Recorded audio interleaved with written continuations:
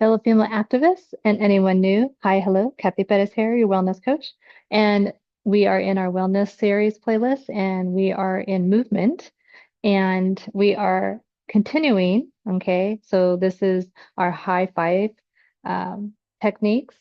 Our safety and motion is the program, but High-5 techniques is in fact what we're going through. And today is part 2. And this is about using mid-range motions. All right, so, but still, this is a wellness playlist, so we are always into our PQ reps.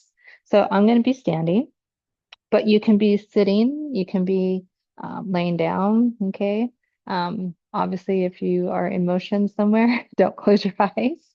But needless to say, we're going to get started. So, whatever position you're in, really think about elongating your spine, okay? Really think about growing like a tree, okay?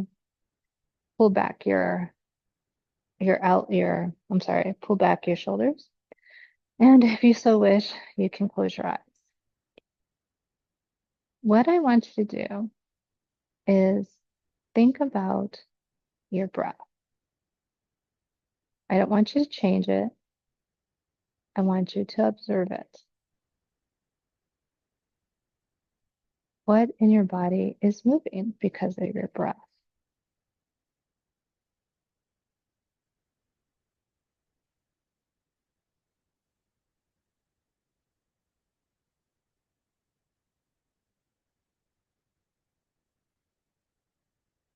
Notice the pace of your breath, the cadence.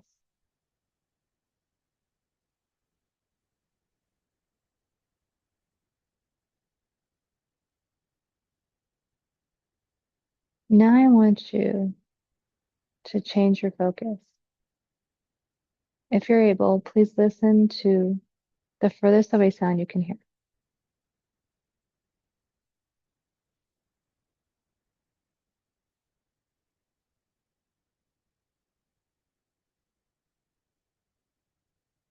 And now listen to the closest sound you can hear.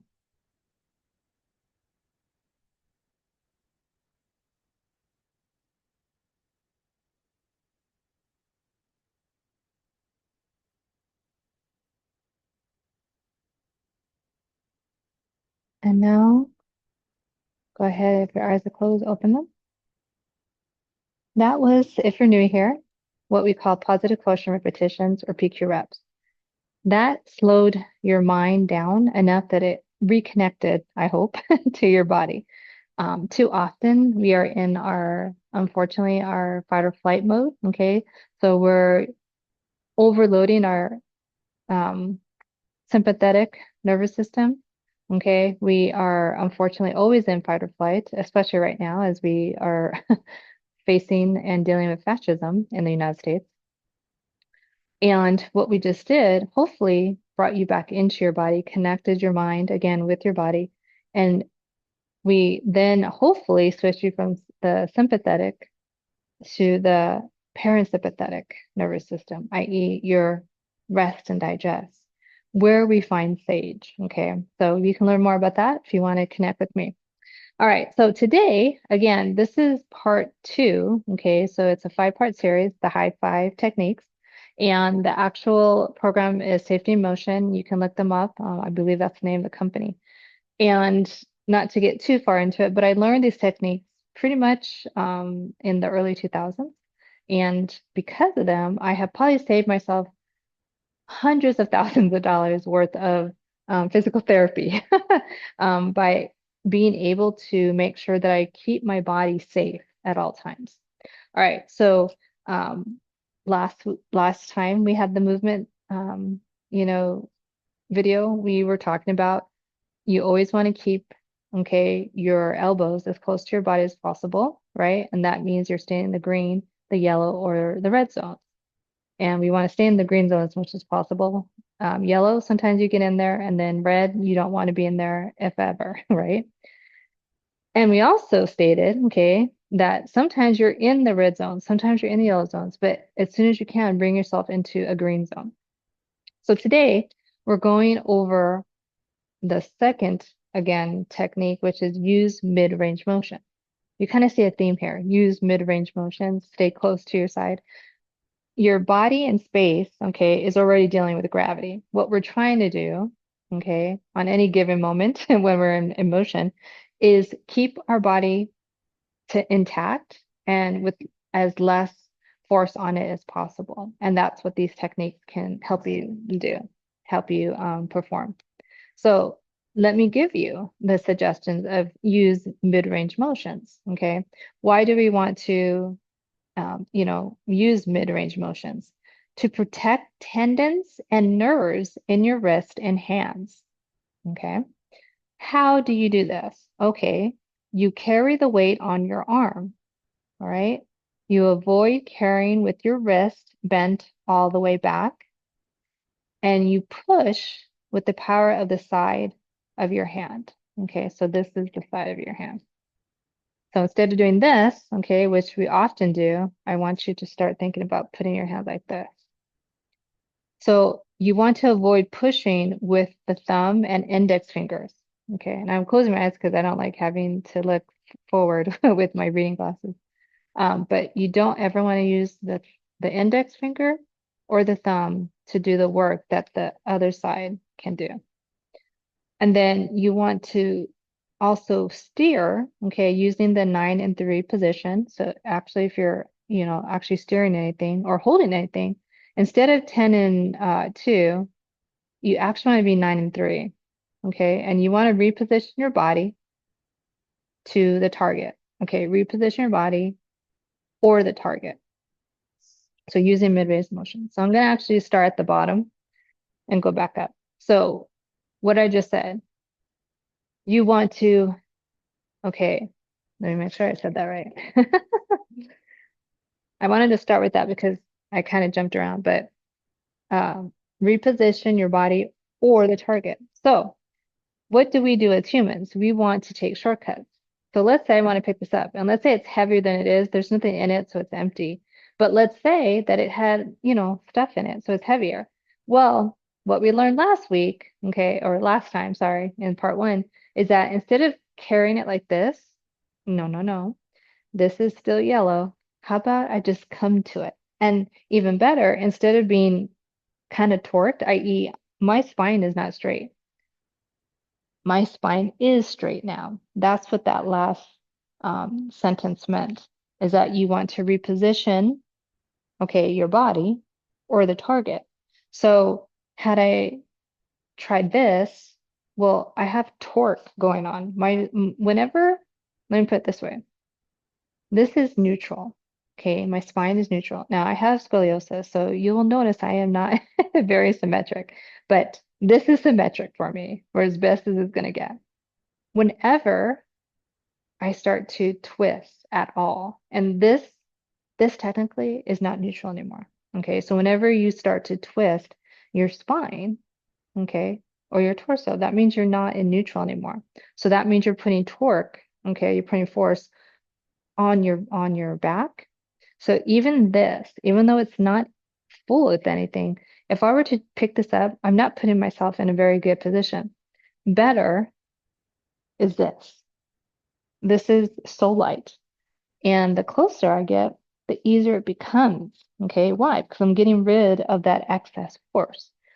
So that's what that last meant, that last sentence. It said to reposition your body for the target.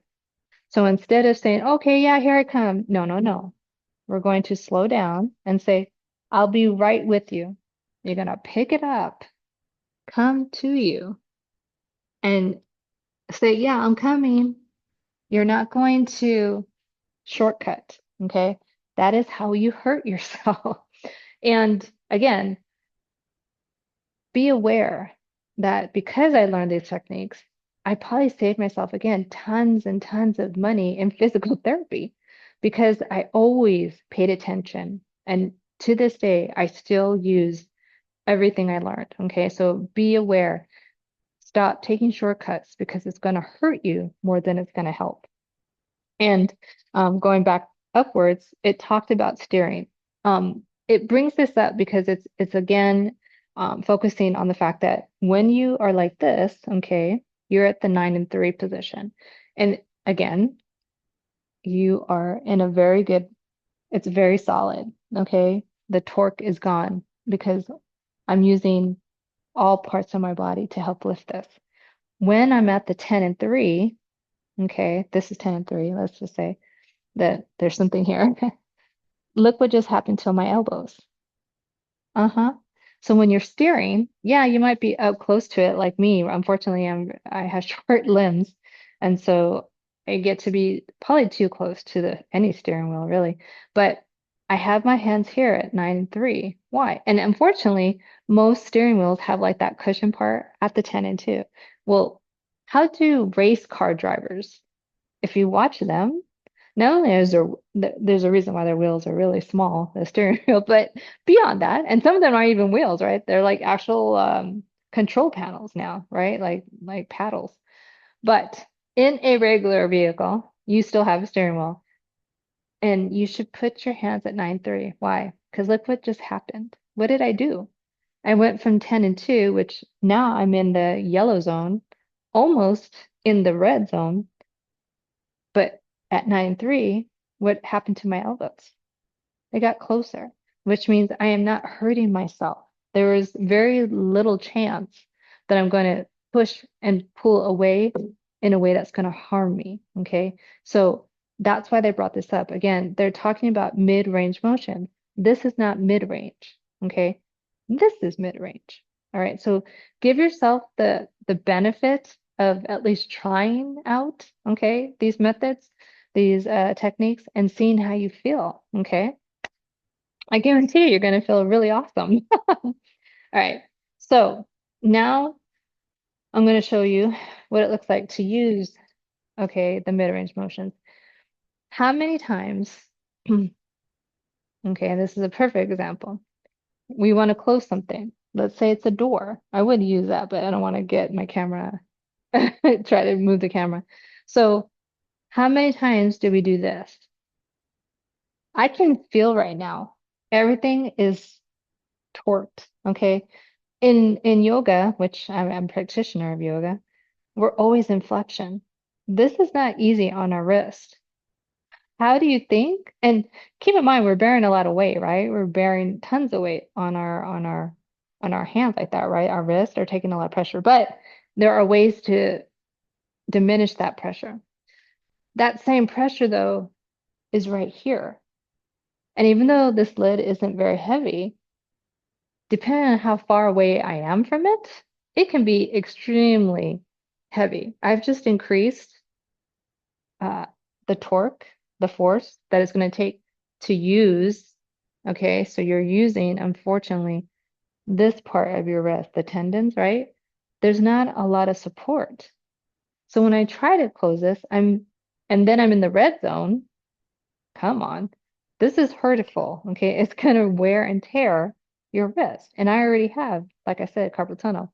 So instead, I'm going to always, and I always do this, whether I'm closing a door, whether I'm closing a closet, right? Or not a closet, but a drawer. Maybe, you're pushing something. Guess what? I always come from this angle now. Why? Because instead of using these short muscles or tendons, I am now recruiting, okay, and it ends here. But now when I'm using the pinky edge of my hand, now I've recruited all of this. And even though I shouldn't be this far away, if I am in the red zone, I'm not putting hardly any pressure, okay? I can stay here and now, oh, I fell, but let's say that I'm trying to lift it, right? And then look how easy that is, okay? There is no reason why you should rush and forget, especially when you know that this hurts. Think about more than anything, and nowadays, especially tailgates are changing for this exact reason. There's a lot of pressure when you're pushing up, but I have, ever since I learned this, every time I am at a tailgate by a tailgate, this is the side of my hand that I'm using to push it up, right? And it's amazing to see people still do this. And I'm like, you may want to change to this. And it doesn't take a lot of time, but you will feel the difference. So give yourself the grace, okay, and the opportunity to try it out. Um, I'm trying to think of different times, when you're pushing stuff. Let's say I was trying to push this away from me for whatever reason. Well, I'm going to get close to it, and then I'm going to start pushing it away. And this is 10 times easier to do than trying to do this. Okay. I assure you, you're going to feel the difference and it's going to feel wonderful. I think I've gone through all of them. Oh, okay. So yeah, we want to protect our tendons, okay, and the nerves in your wrist and hands. And you want to carry a weight on your arm. That's why this is better, okay? Because again, instead of just the wrist taking all the force, like I said before, the whole arm is recruited, okay? And that's what makes this easier. Um, I'm trying to think of something that maybe you can, oh, let's say that you're pushing furniture. You say you're, you know, I'm trying to think of what maybe, here's a really good one for us activists. We have tons of bins everywhere, right? And they're usually filled with all types of, collateral, whether it be posters, pins, paraphernalia, swag, right? Instead, right, of doing this, how about you learn to do this and really save time because you're going to actually have more leverage versus straining this part, okay? I assure you, you're going to feel the difference right away, and it's going to make a huge difference in how long you can partake in an activity and not feel run down afterwards. And that's a big help. All right. So with that, I think that pretty much does it for that one. And yeah, this was um, be sure to use mid-range motions and you'll feel so much better. So with that, we will see you again in the next video. And until then, take care, take charge, blah, blah.